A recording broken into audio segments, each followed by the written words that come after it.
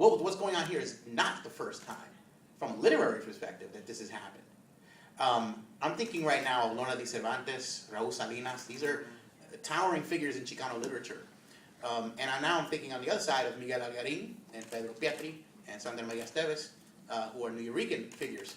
They came together in the 1970s because they knew that they had similar stories. They knew that there was this thing called Latinidad. They didn't have exactly, a good picture of exactly, but they came together as just a part, as just part and parcel of, okay, we want to know what you're doing, and we want to see what you're doing, and we want to see how your stories interconnect from a literary perspective.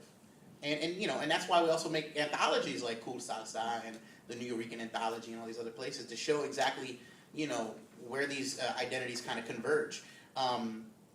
People like myself, Sergio, people who are doing the work of writing things down and documenting have to do more of it. And when we do more of it, we have to mention these historical contexts that we find ourselves in now. And it's by no means new.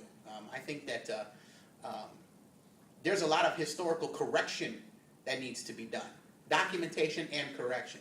For instance, William Carlos Williams, point of fact, was a Boricua writer. Mm-hmm. That's good. We look at him as a, the seminal figure in American poetry, and he certainly was. And inspired the beat movement in a way, in a crazy way. Wrote the foreword to Ginsberg's book. Puerto Rican. It's just that one little kernel of, and if you ask any random Williams scholar, boy, they will go ape shit all over you when you tell them, oh, by the way, he was Boricua. What? Those little kernels of truth. Like, for instance, jazz had a strain that came through Cuba, came through Haiti, went through New Orleans, and took off, right? When you throw those little facts back into the pot, it complicates the story. And that's what writers are here to do, complicate the story. So that's what I would encourage anyone who can pick up a pen, get on a keyboard or whatever, complicate the story. With facts. Facts.